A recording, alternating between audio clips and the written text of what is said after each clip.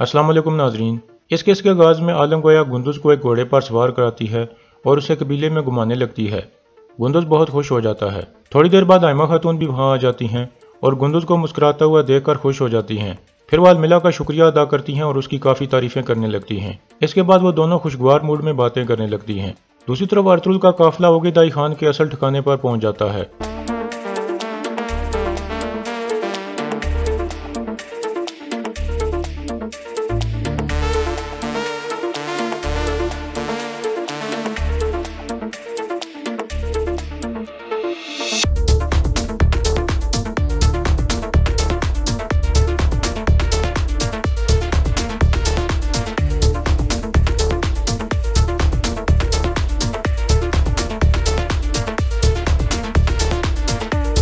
इतने में एक आदमी नुयान के सामने आता है।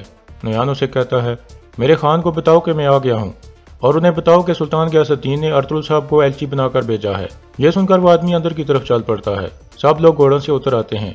फिर नुयान अर्तुल को कहता है, अगर तुम कोई खेल खेल रहे हो तो तुम्हें इसकी भारी कीमत चुकानी पड़ेगी। अर्तुल, खान के सामने मोहतात रहना। तुम्हारा एलची होने से खान को या मुझे कोई फर्क नहीं पड़ता। फिर नुयान कहता है, हमारी एक कहावत है, सोचो ज्यादा और बोलो कम। अगर तुमने कुछ ऐसा बोला जिससे खान को गुस्सा आ गया तो तुम यहाँ से जिंदा नहीं जाओगे और मैं अपने सबसे बहादुर दुश्मन को खोना नहीं चाहता।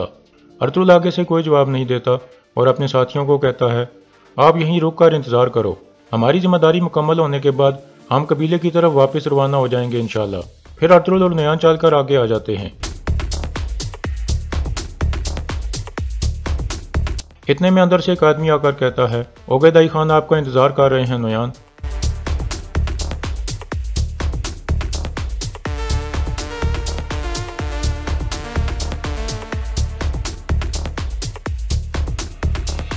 अर्तुल ओगेदाई खान के खेमे में पहुंच जाता है। ओगेदाई कोई खत पढ़ने में मसरूफ था।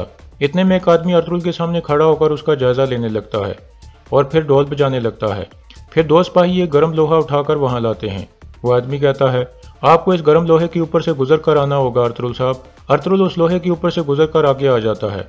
फिर वो आदमी कहता है, खुदा करे कि यह गर्म लोहा तुम्हारे अंदर की शैतानी रूहों को बाहर निकाल दे। थोड़ी देर बाद वो आदमी ओगेदाई को कहता है, मेरे खान, इस तुर के साथ शैतानी रूहें नहीं आईं। फिर ओगेदाई कहता है, सुल्तान ने मेरे लिए क्या पैगाम और तोहफे भेजे हैं अर्तुल साहब। अर्तुल कहता है, मेरे सुल्तान ने जो पैगाम भेजा है वो मेरी जुबान की नोक पर है और उनका तोहफा इस थैले में है ओगेदाई खान। ओगेदाई कहता है, क्या तुम्हारे सुल्तान का तोहफा खानों के खान ओगेदाई खान की शान के मुताबिक है। अर्तुल कहता है, इस थैले में आपकी हुकूमत की किस्मत है ओगेदाई खान। यह सुनकर ओगेदाई चौंक जाता है और अर्तुल की तरफ गौर से देखने लगता है। दूसरी तरफ काय की बिले में आलम गोया कहती है, क्या हुआ मर्गिन, क्या तुमने खत हासिल कर लिया है। मर्गिन कहता है, हाँ मैंने हासिल कर लिया है। इस खत में मंगोल जासूसों की हरकत का जिक्र है। इसमें बहुत अहम मालूमात है आलम गोया। आलम गोया कहती है, यह खत गुनल्ब के पास जाएगा मर्गिन।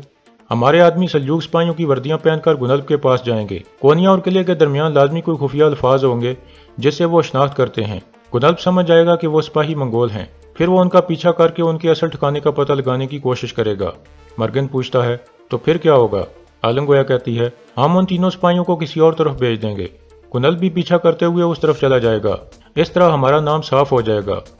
मर्गिन कहता है, और फिर वो मजीद हम पर शक नहीं करेगा। दूसरी तरफ अर्तुल ओगेदाई खान के सामने खड़ा था। ओगेदाई कहता है, यह कब से हुआ कि चंगेज खान के तख्त की किस्मत आपके हाथ में आ गई है अर्तुल साहब।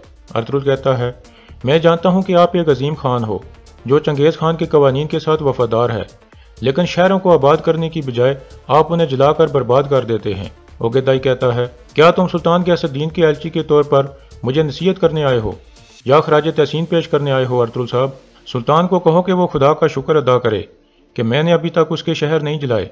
अर्तुल कहता है, हम मुसलमान जिन शहरों को फतह करते हैं उनको जलाकर तबाह नहीं करते बल्कि उन्हें आबाद करते हैं। ये हमारी रियासत को रहमत वाली रियासत बनाता है। हम जानते हैं कि जो रियासत शहरों को बर्बाद करती है उस रियासत का जल्द या देर से गिरना लाजमी है। यह सुनकर ओगेदाई हंसने लगता है और फिर कहता है, क्या तुम मुझे अपने दीन की दावत दे रहे हो अर्तुल साहब। कुछ देर बाद ओगेदाई कहता है, हम और तुर्क हजारों सालों से एक दूसरे को जानते हैं, लेकिन तेंगरी वाहिद है जो इन सब से बड़ा है। चंगेज खान के मुकाम पर बैठकर इस जमीन पर तेंगरी का वाहिद नुमाइंदा मैं हूँ। अब मुझे बताओ कि मेरे तख्त की किस्मत कैसे इस थैले में हो सकती है। अर्तुल कहता है, हमारी सरहदों पर आपके सिपाही चंगेज खान के कवानीन को नहीं मानते। उन्होंने उन वादों को तोड़ा है जो आपने हमारे सुल्तान के साथ किए थे। हमारे सुल्तान ने इसीलिए मुझे एलची बनाकर भेजा है, वो इन मामलात को ख़त्म कराना चाहते हैं। यह सुनकर ओगेदाई हैरान परेशान हो जाता है। इसी दौरान अर्तुगरुल के सिपाही बाहर खड़े थे और मंगोल सिपाही उनका मजाक उड़ा रहे थे और कह के मारकर हंस रहे थे। इतने में एक कमांडर आकर उन सिपाहियों को खामोश करा देता है और फिर आगे आकर पूछता है, क्या तुम लोग अर्तुगरुल साहब के सिपाही हो? तुर्गत कहता है, हाँ। और तुम कौन हो? वो कमांडर कहता है, मैं कुतलू बाय, मैं भी तुम्हारी तरह एक तुर्क हूँ, मैं ओगेदाई की फौज का एक कमांडर हूँ। वामसी कहता है, तो फिर तुम मंगोलों के साथ क्या कर रहे हो? वो कमांडर कहता है, मैं दुनिया को फतह करने और शान और शोहरत के लिए यहाँ आया हूँ। खान की फौज में मेरे जैसे और भी कई तुर्क हैं। तुर्गत कहता है, अल्लाह के हुक्म से अनातोलिया अभी भी तुर्कों की हकमियत में है। कमांडर कहता है, अनातोलिया के सारे सिपाही भी हमारे साथ मिल जाएंगे, आप थोड़ा आराम कर लो, मैं दोबारा तुमसे बात करूंगा। यह कहकर वो कमांडर चला जाता है। दूसरी तरफ कारा जसर किले में एक सिपाही अंदर आकर गुनल्ब को कहता है, उसामतीन के राजा की तरफ से 3 कासिद आए हैं हुजूर। गुनल्ब कहता है, उन्हें अंदर लाओ। इसके बाद 3 मंगोल सल्जूक सिपाहियों के बेस में अंदर दाखिल हो जाते हैं। गुनल्ब उन्हें खुश आमदीद कहता है। फिर एक आदमी गुनल्ब को खत देता है। गुनल्ब उसे खोलकर पढ़ने लगता है।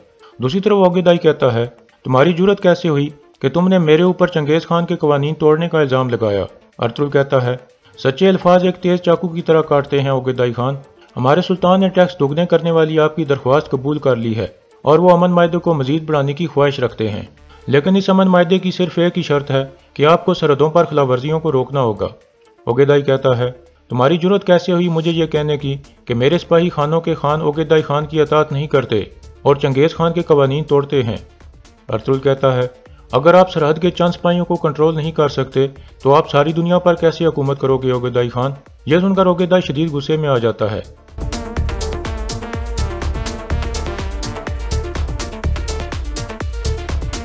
फिर ओगेदाई कहता है, मेरे सिपाही मेरे साथ वफादार हैं, तुम और तुम्हारा सुल्तान झूठ बोल रहे हैं। अगर तुम इस बात को साबित न कर सके तो तुम्हारी मौत मेरे हाथों से होगी अर्तुगरुल। दूसरी तरफ खत पढ़ने के बाद गुनल्ब कहता है, उसामतीन के राजा ने मंगोल जासूसों के बारे में तफसील से लिखा है। आप लोग काफी दूर से आए हो और थक गए होगे। सफेद दरिया का पानी कैसा था? यह सुनकर वो आदमी कुछ सोचने के बाद कहता है, हमने काफी ज्यादा पिया है, वो अच्छा था। यह सुनकर गुनल्ब समझ जाता है कि यह सल्जूक सिपाही नहीं है, लेकिन वो जाहिर नहीं करता। फिर वो एक कमांडर को बुलाकर कहता है, यह सिपाही काफी थक गए हैं, इनको आराम कराएं। इसके बाद कमांडर उन सिपाहियों को बाहर ले जाने लगता है तो गुनल्ब उसे आवाज देकर बुला लेता है और कहता है, यह तीनों कासिद नहीं हैं, यह मंगोल जासूस हैं। कमांडर पूछता है, यह आपको कैसे पता चला हुजूर?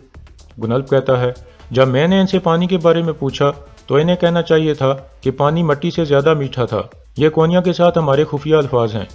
कमांडर कहता है, तो फिर मुझे इजाजत दें कि मैं तीनों की गर्दन उड़ा दूं। गुनल्ब कहता है, नहीं, इनको अभी आराम करने दो, वो यहाँ से निकलकर अपने असल ठिकाने पर जाएंगे, फिर हम उनका पीछा करके वहाँ पहुँच जाएंगे। दूसरी तरफ अर्तुगरुल कहता है, नोयान खुद इस बात का गवाह है कि कुछ नकाबपोश सिपाहियों ने हम पर हमला किया था जब हम आपके कैंप के नजदीक पहुंच गए थे। वो सिपाही जानते थे कि इस थैले में उन कमांडरों के नाम मौजूद हैं जो आपके हुक्म की पैरवी नहीं करते। ओगेदाई कहता है, क्या यह सच है कि रास्ते में तुम लोगों पर हमला हुआ था नोयान? नोयान कहता है, यह सच है खान। फिर ओगेदाई कहता है, कौन है वो अर्तुगरुल साहब? अर्तुगरुल कहता है, ये वो लोग हैं जो चाहते हैं कि आप दानूब की बजाय सल्जूक जमीनों पर हमला करें। जान लें कि ये लोग कल आपकी हुकूमत छीनने से भी बाज नहीं आएंगे जब उन्हें मौका मिलेगा। ओगेदाई सख्त गुस्से में आ जाता है और कहता है, कौन है वो अर्तुगरुल साहब? मुझे इस थैले में मौजूद नाम बताओ। इसके बाद अर्तुगरुल के जहन में वो ख्याल आता है जब वो अपने खेमे में बैठकर सुल्तान गयासुद्दीन को एक खत लिख रहा था, जिसमें वो लिख रहा था, सुल्तान आप मुझे अपना एलची बनाकर भेजना चाहते हैं और सरहदों पर सिपाहियों की खिलाफवर्जियां रुकवाना चाहते हैं। ओगेदाई खान चंगेज खान के कवानीन की सख्ती से पैरवी करता है। अगर सरहदों पर उसके सिपाही खिलाफवर्जी करते हैं तो इसकी ज़रूर कोई वजह है। मुझे यकीन है कि ओगेदाई खान के कुछ कमांडर उसका हुक्म नहीं मानते। उनको जानना हमारा काम नहीं है, लेकिन यह साबित करना मुमकिन है कि वो मौजूद हैं। इसलिए आप महल में ये खबर फैला दें कि आप उन कमांडरों को जानते हैं जो ओगेदाई खान का हुक्म नहीं मानते और सरहदों पर खिलाफवर्जी करते हैं, और उन कमांडरों के नाम आप मेरे जरिए ओगेदाई तक पहुंचाने वाले हैं। अगर हम सच निकले तो वो कमांडर रास्ते में हमारे लिए जाल बिछाएंगे और वो नामों वाला थैला छीनने की कोशिश करेंगे। इसके बाद अर्तुगरुल ओगेदाई खान को भी इस मंसूबे के बारे में बताता है तो वो ठंडा पड़ जाता है। फिर अर्तुगरुल कहता है, इस थैले में सिर्फ एक ही चीज़ है और वो है अमन के मायदे का कागज़ जिस पर सुल्तान ने अपने खून से मोहर लगाई है। फिर ओगेदाई वो मायदे वाला कागज़ लेकर पीछे चला जाता है और एक कमांडर को कहता है, जाओ और उन मरे हुए आदमियों के चेहरे देखो। जो अर्तुल साहब के जाल में फंसे थे। यह सुनकर वो कमांडर बाहर निकल जाता है। फिर ओगेदाई बैठकर कहता है, मैं इस मायदे पर आपके सुल्तान की शर्त को मानते हुए मोहर लगाऊंगा, और वो भी अपने खून के साथ।